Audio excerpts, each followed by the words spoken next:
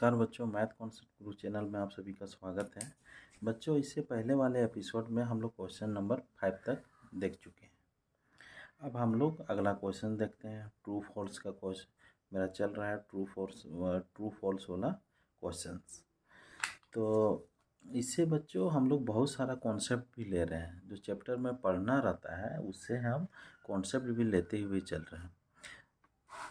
तो मेरा छठा क्वेश्चन क्या बोलता है कि nichrome is used for preparing the filament of an electric bulb.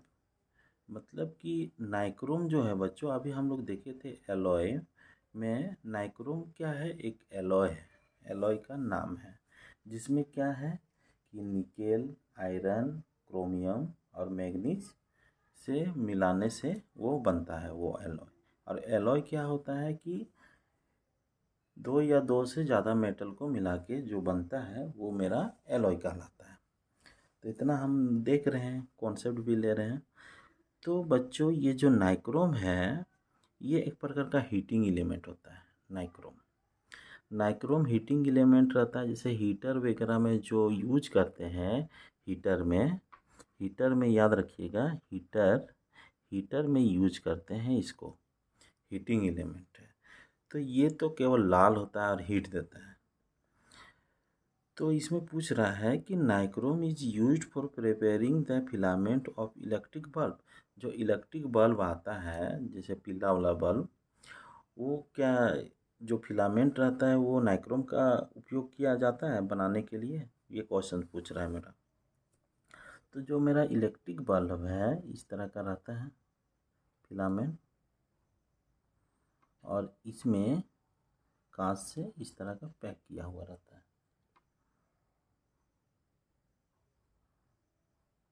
इस तरह का रहता है और इसमें अपना रेटिंग वोटिंग दे दिया है। तो ये जो पोर्शन है बल्ब का, इसको बोलते हैं फिलामेंट। और ये जो फिलामेंट है बच्चों, ये टंगस्टन का बना हुआ रहता है।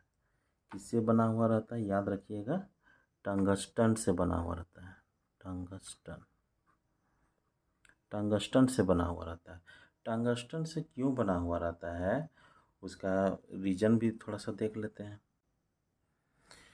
बच्चों, जो टंगस्टन है मेरा, ये एक मेटल है और इसका जो मेल्टिंग पॉइंट है, इसका मेल्टिंग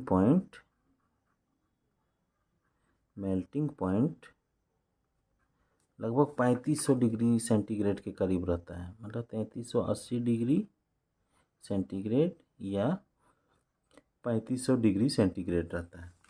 इतना डिग्री पहुंचेगा तब मेल्ट करेगा। ये मेल्टिंग का मतलब होता है पिघलना। मतलब कि कोई भी चीज़, जैसे बर्फ़ कितना डिग्री में पिघलता है, उसी तरह ये जो मटेरियल है टंगस्टन, ये 3380 डिग्री जब पहुंचेगा तब ये पिघलेगा। तो ये नाइक्रोम जो है उतना टेम्परेचर में ये नहीं कर सकता। और ये क्या करता है कि ये हीट कम देता है और लाइट ज़्यादा देता है। और नाइक्रोम क्या करता है कि हीट ज़्यादा देता है, लाइट कम देता है। इसीलिए हम लोग इलेक्ट्रिक बल्ब में टंगस्टन यूज करते हैं। और उसका ये याद रखिएगा, ये कंपटीशन में पूछता है 3380 कितना मेल्टिंग पॉइंट होता है। मेल्टिंग पॉइंट मतलब कि जिसमें पिघले, जो मटेरियल जिस पॉइंट में, जिस टेम्परेचर में पिघले, उसको बोलते हैं मेल्टिंग पॉइंट। तो बच्चों, हम लोग जान गए कि ये जो फिलामेंट है वो टंगस्टन का बना होना चाहिए, जो लाइट ज़्यादा दे, हीट कम दे। इसमें क्या है कि हीट ज़्यादा देता है और लाइट कम देता है, तो इसीलिए ये हो जाएगा फॉल्स। इसको हम लोग आंसर में क्या लिखेंगे? फॉल्स लिखेंगे, मतलब कि गलत है। छठा क्वेश्चन हो गया। अब सातवां question. An ammeter is always connected in series of an electric circuit. An मतलब एक, आमीटर मतलब कि एक इंस्ट्रूमेंट का नाम है, और उसको, उस इंस्ट्रूमेंट को हम लोग यूज करते हैं करंट को मेजर करने के लिए।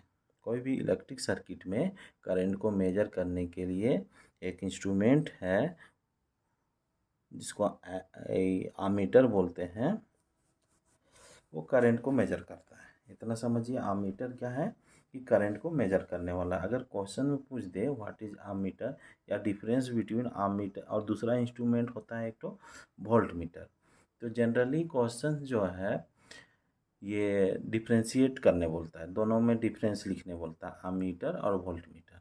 तो बच्चों इसको हम लोग आगे का क्वेश्चंस में ज़रूर कहीं ना कहीं मिलेगा आप लोग को। तो आप लोग सीरियल वाइज देखते जाइएगा, कॉन्सेप्ट भी मिलते जाएगा और कुछ कुछ हम लोग सीखते भी जाएंगे।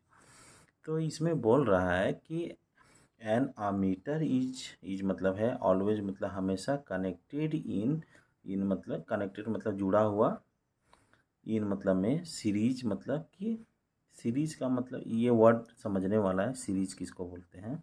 ऑफ मतलब का, एन मतलब एक इलेक्ट्रिक सर्किट। इलेक्ट्रिक सर्किट हम लोग देखे हुए हैं इससे पहले वाले में कि क्या होता है कि एक बैटरी रहता है और उससे तार जोड़ते हैं, तार जोड़ने से एक करंट होता है, करंट पैदा होता है।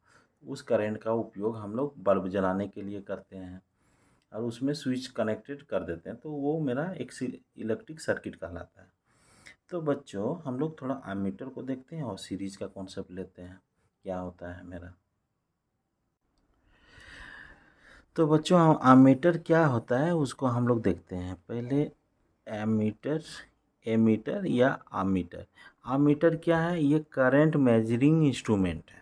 सिंपल सा याद रखना है, क्या है आमीटर, करंट मेजरिंग इंस्ट्रूमेंट है, करंट मेजरिंग इंस्ट्रूमेंट। ये वर्ड याद रखिएगा। तो इससे आप लोग को सेंटेंस बन जाएगा कि अगर लिखना रहे व्हाट इज आमीटर, तो आमीटर को हम लोग क्या लिख सकते हैं कि an ammeter is a measuring instrument use to, किस लिए उपयोग करते हैं, measure the electric current in the circuit. तो इसको हम कैसे डिफाइन कर सकते हैं, आमीटर, आमीटर को इस तरह कर सकते हैं कि एन, तो उसको डिफाइन कैसे करेंगे बच्चों, एमीटर लिख के डैश देंगे, फिर लिखेंगे an ammeter is a measuring instrument used. Measuring instrument तो बोल दिए, अब इसका काम क्या है, तो लिखेंगे यूज टू, मतलब कि उपयोग किया जाता है, major the electric current in A circuit. जो सर्किट होता है उसमें करंट को मेजर करने के लिए हम लोग इसका उपयोग करते हैं। सिंपल सा यही लिखना है।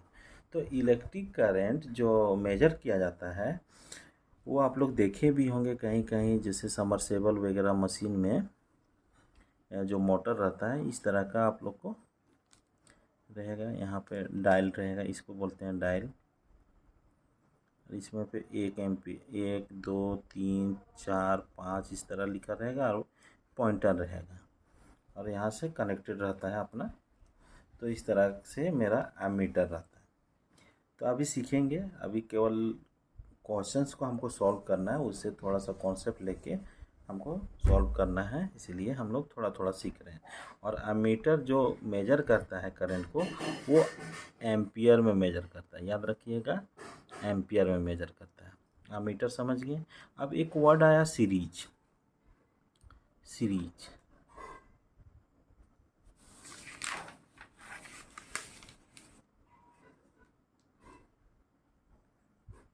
सीरीज। तो बच्चों एमीटर को हम लोग धारा मापी भी बोल सकते हैं, हिंदी में इसको हम क्या बोल सकते हैं, धारा मापी, मतलब कि करंट को मेजर करने वाला इंस्ट्रूमेंट। अब धारा मापी हो गया मेरा। अब वर्ड था सीरीज, सीरीज को बोलते हैं श्रेणी, श्रेणी बोला जाता है, श्रेणी क्रम। सीरीज को समझेंगे कि क्या होता है सीरीज। जैसे हम लोग देखे हैं ट्रेन जो रहता है, एक इंजन रहता है, उसके पीछे बोगी सब कनेक्टेड रहता है। तो इस तरह का जो कॉम्बिनेशन है उसको हम लोग बोलेंगे सीरीज कॉम्बिनेशन। तो यहाँ पे हम लोग जैसे एक रेसिस्टर लेते हैं, रेसिस्टर का सिंबल इस तरह का रहता है, इस तरह का सिंबल रहता है। अगर ये रेसिस्टर को दूसरा रेसिस्टर के साथ इस तरह जोड़ते जाएं एक चेन बनते जाए, लंबा चेन। तो इस तरह का कॉम्बिनेशन को क्या बोलते हैं? Series combination. इसको R1 बोल दिए, R2 बोल दिए, R3 बोल दिए, R4 बोल दिए। तो इस तरह का फिगर आप लोग याद रखिएगा, सीरीज कॉम्बिनेशन। अगर भूल भी जाइएगा तो ट्रेन वाला याद रखिएगा। तो ट्रेन के समान रहता है। इसमें क्या होता है कि करंट यहाँ से इंटर करेगा, जितना करंट इंटर करेगा उतना ही करंट लास्ट में निकलेगा। ये होता है सीरीज कनेक्शन या सीरीज कॉम्बिनेशन। और एक तो है पैरेलल कॉम्बिनेशन। पैरेलल कॉम्बिनेशन में क्या होता है? मान लीजिए रेसिस्टेंस सी लिए, इसको बोलते हैं रेसिस्टेंस, या रेसिस्टेंस ही बोलेंगे, रेसिस्टर भी बोल सकते हैं। अभी धीरे धीरे आप लोग जब पूरा चैप्टर आप कवर कर लीजिएगा तो ऑटोमेटिक सब चीज़ समझने लगेगा। तो ये जो है रेसिस्टेंस जो है, अगर हम इस तरह का कनेक्शन करें, ये मेरा एक रेसिस्टेंस है, दूसरा रेसिस्टेंस को इस तरह का जोड़ दिए, तीसरा रेसिस्टेंस को इस तरह से जोड़ दिए, चौथा रेसिस्टेंस को इस तरह जोड़ दिए, पांचवा को इस तरह जोड़ दिए। मतलब कि एक इंड को पकड़े और उसको मोड़ दिए, यहाँ पे ज्वाइंट कर दिए, और फिर दूसरा इंड को पकड़े, सभी का जितना रेसिस्टर है उसको पकड़ के यहाँ पे हम ज्वाइंट कर दिए। तो इस तरह का कॉम्बिनेशन क्या कहलाता है? Parallel combination. इसमें क्या होता है कि करंट आता है यहाँ और सभी में बंट जाता है, I1, I2, I3, I4, I5, मतलब कि अलग अलग करंट में बंट जाता है। और लास्ट में ये जितना ये I1 घुसा है यहाँ पे, उतना जुट के उतना ही करंट निकलता है। तो इसको किरचॉफ्स लॉ बोलते हैं, किरचॉफ्स करंट। ये मतलब कि ये जो है किरचॉफ्स करंट लॉ, मतलब क्या होता है कि जितना करंट जाएगा उतना ही करंट निकलेगा। ये आप लोग याद रखिएगा।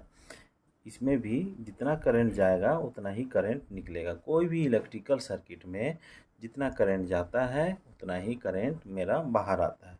ये किरचॉफ्स का नियम है, किरचॉफ्स करंट लॉ बोलते हैं उसको।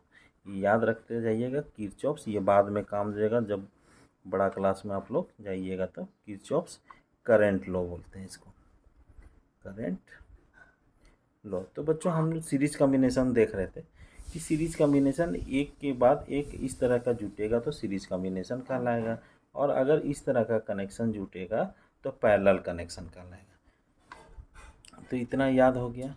तो इसमें जो एमीटर जो है, कोई भी इलेक्ट्रिक सर्किट में याद रखना है कि सीरीज कॉम्बिनेशन में होता है। सीरीज कॉम्बिनेशन में कैसे?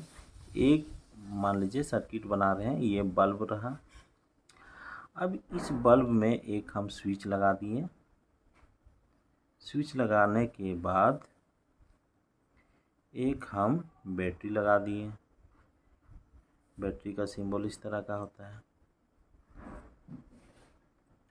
अब यहाँ पे जो बैटरी है, ये स्विच को जैसे हम क्लोज करेंगे तो वैसे मेरा बल्ब जल जाएगा, और जैसे ऑफ करेंगे वैसे ही मेरा बल्ब बंद हो जाएगा। तो जब क्लोज करेंगे स्विच को तब ये सर्किट कंप्लीट होगा, और वो सर्किट कहलाता है क्लोज सर्किट, क्लोज सर्किट। और जैसे हम स्विच को ऑफ करेंगे तो वो हो जाता है ओपन, या स्विच को ओपन करेंगे तो कहलाता है ओपन सर्किट। तो बच्चों याद रखना है क्लोज सर्किट में ही करंट बहेगा, ओपन सर्किट में करंट नहीं बहेगा। तो ये याद रखना है। अब इसमें कितना करंट बह रहा है इसको हम ये इंस्ट्रूमेंट से मेजर करते हैं, और उस इंस्ट्रूमेंट को बोलते हैं एमीटर। एमीटर को क्या किए हम इसी तार में जोड़ दिए। ऐसा जोड़ने से क्या हुआ कि जितना करंट जाएगा उतना ही करंट निकलेगा, इसमें भी वही करंट जाएगा और उतना ही करंट निकलेगा। अगर पैरेलल रहता, अगर मान लीजिए कि इसको आप पैरेलल जोड़ देते हैं, पैरेलल का मतलब ये बल्ब ये है, अब इसको कनेक्ट कर दिए एमीटर से,